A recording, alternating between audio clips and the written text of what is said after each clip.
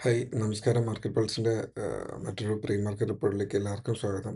അപ്പോൾ ഇന്ന് നമ്മുടെ മാർക്കറ്റിനുള്ളിൽ ഏറ്റവും പോസിറ്റീവ് ഡേറ്റ എന്ന് പറയുന്നത് മാർക്കറ്റ് വീഴാൻ കാരണമായിട്ടുള്ള വലിയ ഡേറ്റാസ് ഇല്ല. പ്ലസ് യു എസ് മാർക്കറ്റിൻ്റെ ഐ ടി സെക്ടർ കമ്പനീസ് അത്യാവശ്യം നന്നായിട്ട് പെർഫോം ചെയ്യുന്നുണ്ട്. നമ്മുടെ ഐ ടി സെക്ടേഴ്സും നന്നായിട്ട് പെർഫോം ചെയ്യുന്നുണ്ട്. അവിടുത്തെ എന്താ പറയുക, AI റിലേറ്റഡ് സ്റ്റോക്സ് ഒരു പ്രോഫിറ്റ് ബുക്കിംഗ് വരുന്നുണ്ട്. അപ്പോൾ അവിടെ AI സെക്ടേഴ്സിന് ഉണ്ടായിരുന്ന ഒരു ഹൈപ്പ് ഒന്ന് കുറയുന്നുണ്ട്. അപ്പോൾ സാധാരണമായിട്ടുണ്ടായിരുന്ന അവിടെ ട്രഡീഷണലി ഉണ്ടായിരുന്ന IT കമ്പനീസിൽ വീണ്ടും ഒരു പോസിറ്റിവിറ്റി അവിടെ ഫീൽ ചെയ്യുന്നുണ്ട്. സോ അത് അവിടെ റിഫ്ലക്റ്റ് ചെയ്യുന്നുണ്ട് എന്നുള്ളതാണ്. അപ്പോൾ നമുക്ക് ഇതിനേക്കാളും വലിയ ഡേറ്റാസ് ഒന്നുമില്ല. മാർക്കറ്റ് ജസ്റ്റ് മാർക്കറ്റിൻ്റെ ഈ ഒരു പോസിറ്റിവിറ്റി നമ്മുടെ ചാർട്ടിലേക്ക് പെർഫോം ചെയ്യുന്നുണ്ട് എന്നുള്ളതാണ്. നമുക്ക് നേരെ ഡയറക്റ്റ് ചാർട്ടിലേക്ക് തന്നെ കിടക്കാം. ഇന്ന് ഫൈനൽ ഡേ ഓഫ് ദ വീക്കാണ്. അപ്പോൾ വെള്ളിയാഴ്ച ഇനി മാർക്കറ്റ് വലിയ പ്രശ്നങ്ങളില്ലാണ്ട് കംപ്ലീറ്റ് ചെയ്യുക എന്നുള്ളതായിരിക്കും വെള്ളിയാഴ്ചയുടെ ജോബ്. ഞാൻ ചാർട്ടിലേക്ക് കടന്നിട്ട് ബാക്കി പറഞ്ഞുതരാം. Okay.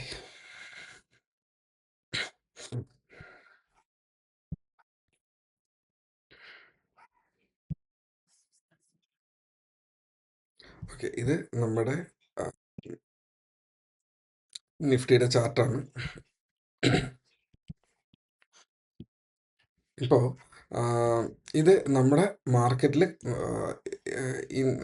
മെനിഞ്ഞാന്നായിട്ട് day before yesterday മാർക്കറ്റിലുണ്ടായിരുന്ന resistance ആയിരുന്നു. നിങ്ങൾക്ക് പറഞ്ഞത് ഓർമ്മയുണ്ടെന്ന് വിശ്വസിക്കുന്നു.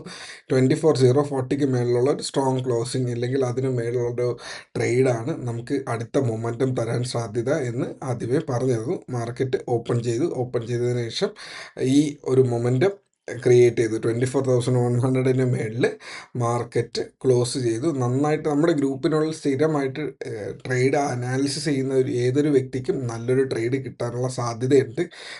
ഒറ്റ ട്രേഡേ ഉണ്ടായിരുന്നുള്ളൂ. മാർക്കറ്റ് ബ്രേക്കൗട്ട് ചെയ്യുമ്പോൾ ഈ ബ്രേക്കൗട്ട് ചെയ്ത കാൻഡൽ അന്നത്തെ ഡേ ലോ ഒരു SL ഇല്ലെങ്കിൽ 24,040 ഈ സപ്പോർട്ടിൻ്റെ താഴെ ഒരു SL കീപ്പ് ചെയ്ത ഏതൊരു വ്യക്തിക്കും മാർക്കറ്റ് മാന്യമായിട്ടുള്ളൊരു ലാഭം തന്നിട്ടുണ്ട്. അത് മാത്രമല്ല, മാർക്കറ്റ് ഈ വീഴ്ചയ്ക്ക് ശേഷം കയറി വന്ന ഇവിടെ ഒരു ക്യാൻഡിൽ ഉണ്ടായിരുന്നു. ഈ ക്യാൻഡിലുകളിൽ ഒരു ട്രേഡ് എടുത്തിട്ടുണ്ടെങ്കിൽ ഒരു പ്രീവിയസ് ലോ ഈ 24,000 താഴെ ഒരു SL കീപ്പ് ചെയ്തിട്ട് ട്രേഡ് ചെയ്ത ഒരു വ്യക്തിക്ക് അത്യാവശ്യം നല്ലൊരു മൊമെൻറ്റം കിട്ടിയിട്ടുണ്ടാവും. ടാർജറ്റ് എവിടെ ആയിരിക്കും?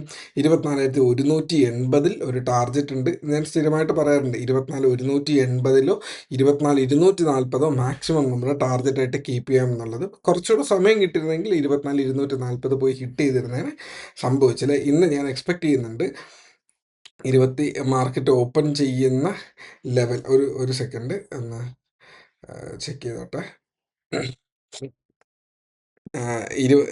മാർക്കറ്റ് ഓപ്പൺ ചെയ്യുന്ന സ്ഥലത്ത് നിന്നിട്ട് നമുക്കൊരു എന്താ പറയുക, ഒരു പോസിറ്റിവിറ്റി നമ്മൾ കാണുകയാണെന്നുണ്ടെങ്കിൽ ഇപ്പോൾ കാണിക്കുന്ന പ്രൈസ് എന്ന് പറയുന്നത് 23,240 മേളിലാണ് ഇന്നത്തെ ഓപ്പണിംഗ് എന്ന് പറയുന്നത്. സോ ഈ ഓപ്പണിംഗ് റേഞ്ച് ഓൾമോസ്റ്റ് ഈ ഒരു ലൈനിൻ്റെ തൊട്ടടുത്തായിട്ട് വരികയാണെന്നുണ്ടെങ്കിൽ ഈ നിൽക്കുന്ന ഏരിയ നമുക്ക് 24,160 അതിൻ്റെ സപ്പോർട്ടായിട്ട് എടുക്കാം. യഥാർത്ഥ സപ്പോർട്ട് 180 തന്നെയാണ്. എന്നാലും ഈ ഒരു ഏരിയ കൂടെ നമുക്ക് കൺസിഡർ ചെയ്യാം. 24,160 180 to 160 നമുക്കൊരു സപ്പോർട്ടായിട്ട് വർക്ക് ചെയ്യും. ഇത് കുറച്ചുകൂടെ ഹയറിലേക്ക് മൂവ് ചെയ്ത് കഴിഞ്ഞാൽ 24,240 ആയിട്ട് അതിനെ മാറ്റിയെടുക്കുകയും ചെയ്യും. തൽക്കാലം ഇവിടെ ഓപ്പൺ ചെയ്യുന്ന കാരണം അതിൻ്റെ നിയർ സപ്പോർട്ട് എന്ന് പറയുന്നത് ഇവിടെ എവിടെയെങ്കിലും സപ്പോർട്ട് കീപ്പ് ചെയ്യുക.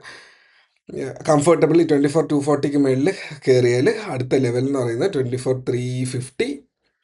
ഓക്കെ, 24,350. അതിനുശേഷം 24,440 എന്നിങ്ങനെ ലെവൽസ് മേളിലേക്കുണ്ട്. ഞാൻ നെക്സ്റ്റ് എക്സ്പയറിയൊക്കെ എക്സ്പെക്റ്റ് ചെയ്യുന്നുണ്ട് ഈ ഒരു ഏരിയക്കുള്ളിൽ വന്ന് ക്ലോസ് ചെയ്യാൻ, ഈ ഒരു ഏരിയയിലേക്ക് വന്ന് ക്ലോസ് ചെയ്യാനുള്ള സാധ്യത, അറ്റ്ലീസ്റ്റ് ഇവിടെ എവിടെയെങ്കിലും ക്ലോസ് ചെയ്യാനുള്ള ഒരു സാധ്യതയാണ് ഞാൻ എക്സ്പെക്റ്റ് ചെയ്യുന്നത്.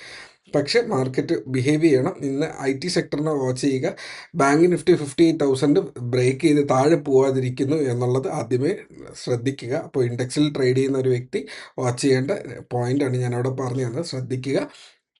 മാർക്കറ്റിൽ ഒരു 2-3 ദിവസം കഴിയുമ്പോഴേക്കും എൻ്റെ സിറ്റുവേഷൻസ് ഒന്ന് സെറ്റാവും. അപ്പോൾ പിന്നെ ഞാനും അവൈലബിൾ ആയിരിക്കും. അപ്പോൾ അതിനനുസരിച്ച് ശ്രദ്ധിച്ച് ട്രേഡ് ചെയ്യുക. ഇൻഫോസിസ് അതിൻ്റെ സപ്പോർട്ട് ബ്രേക്ക് ചെയ്യപ്പെട്ടിട്ട് തിരിച്ച് വീണ്ടും കയറി. നമ്മൾ നേരത്തെ മേടിച്ചിട്ടുണ്ടായിരുന്നു ഈ ഒരു 1030 റേഞ്ചിൽ താഴെ പോയി എസ്എല്ലിൻ്റെ അടുത്ത് വരെ പോയിട്ട് തിരിച്ച് വീണ്ടും അത് എത്തിയിട്ടുണ്ട്.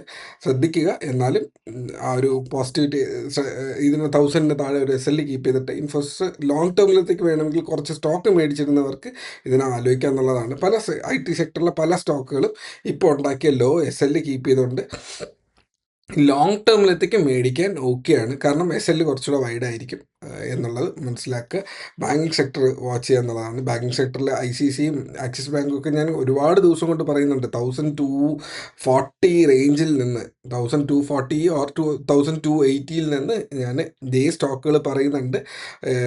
SBI പറയുന്നുണ്ടായിരുന്നു 880, 960 റേഞ്ചിൽ നിന്ന് പറയുന്നുണ്ടായിരുന്നു. കുറേ സമയം എടുത്തു. SBI ഡെഫിനറ്റ്ലി ടൈം എടുക്കുന്നുണ്ട്. എന്നാലും ICICI ബാങ്ക്, ആക്സിസ് ബാങ്ക് അങ്ങനെയല്ല, നന്നായിട്ട് മൂവ് ചെയ്യുന്നുണ്ട്. HDFC bank top heavy weight ആണ്, അതുകൊണ്ട് ഇച്ചിരി കൂടെ സമയമെടുക്കും.